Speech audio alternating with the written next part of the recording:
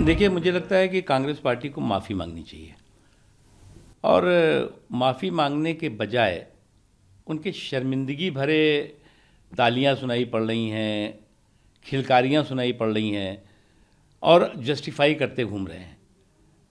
आप उत्तर प्रदेश के, बिहार के लोगों का इस तरह से सार्वजनिक रूप से अपमान करते हुए तमाशाई बन के उस पर ताली बजाएं, इससे ज़्यादा कांग्रेस पार्टी के मानसिक दिवालियेपन का कोई और उदाहरण हो नहीं सकता। मैं तो कह रहा हूँ कांग्रेस पार्टी को अच्छे काम के लिए याद किया जाता है। उस दौरे तरक्की के अंदाज निराले थे, चौतरफा करप्शन था, हर ओर घोटाले थे।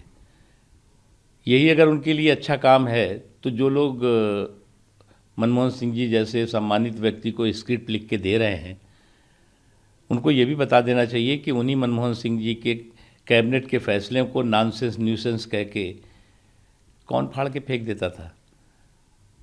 उनको एक एक कदम पर जो है वो कोई चीज़ आगे कदम एक अगला कदम बढ़ रखने के लिए सुपर प्राइम मिनिस्टर से परमिशन लेनी पड़ती थी। वो दौर अच्छा था। आज जो है वो परिवार की परिक्रमा नहीं है, बल्कि परिश्रम और परिणाम की संस्कृति जो है वो इस देश में चल रही है। सर, मनमोहन सिंह तो हमारी फॉरेन पॉलिसी को भी कह रहा है कि मोदी सरकार ने किस तरह से डिस्ट्रॉय किया। देखिए, उनको जो कुछ स्क्रिप्ट लिख के परिवार के पाखंडी प्रोग्राम के तहत दिया गया होगा, वही स्क्रिप्ट वो पढ़ेंगे। बेचारे बहुत शरीफ आदमी है वो तो। सर, पीएम राहुल गांधी से लेकर के प्रियंका गांधी सभी लोग हिजाब को लेकर के बीजेपी की आलोचना कर रहे हैं। दूसरी तरफ पीएफआई को देखिए, हिजाब पर जो सांप्रदायिक हाहाकार है वो हिंदुस्तान की संस्कृति और संस्कार पर शुद्ध प्रहार है, और हिजाब पर का जो सांप्रदायिक हाहाकार है उसके ज़रिए हिंदुस्तान की संस्कृति, संस्कार और संविधान पर जो प्रहार हो रहा है, मुझे अफसोस के साथ कहना पड़ रहा है कि कांग्रेस पार्टी जिसने इस हिजाब की कंट्रोवर्सी को हवा देने का काम किया, जिसने कि जो है वो यूनिफॉर्म पर मिस इन्फॉर्म करने की शुरुआत की राहुल गांधी जी ने, आज उन्हीं के राज्यों में तमाम प्रतिबंधित संगठनों के प्रदर्शनों को परमिशन दी जा रही है। और किस तरह से देश के को बदनाम किया जाए, किस तरह से देश में सांप्रदायिक उन्माद का माहौल पैदा किया जाए। हिजाब कहाँ प्रतिबंध है हिंदुस्तान में?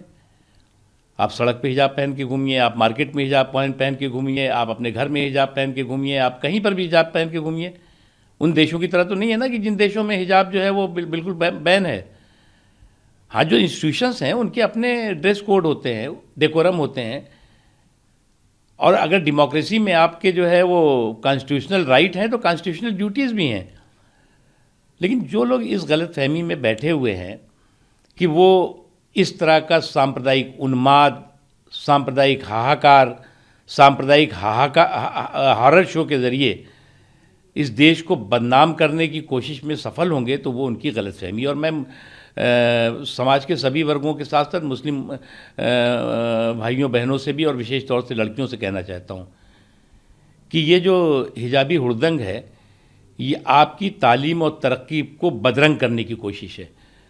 हिजाबी हुड़दंग के ज़रिए मुस्लिम लड़कियों की तालीम और तरक्की पर तालिबानी ताला जड़ने की कोशिश है, और इस तरह की तालिबानी सोच, इस तरह की तालिबानी मानसिकता वाले लोग इसमें सफल ना हों, ये समाज की भी जिम्मेदारी है, सरकार की भी जिम्मेदारी है, सियासी लोगों की भी जिम्मेदारी है।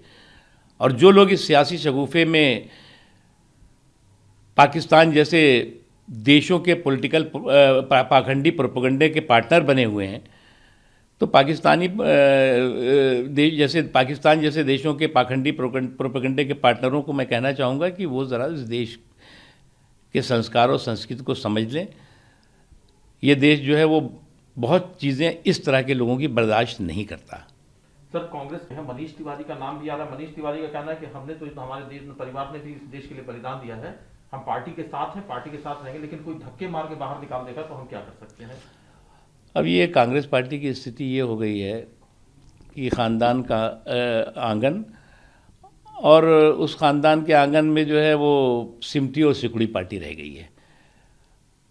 सोनिया जी के घर से निकल करके और राहुल जी के लॉन पे, और राहुल जी के लॉन से निकल करके प्रियंका जी के गेट पे ख़त्म होने वाली पार्टी हो गई है।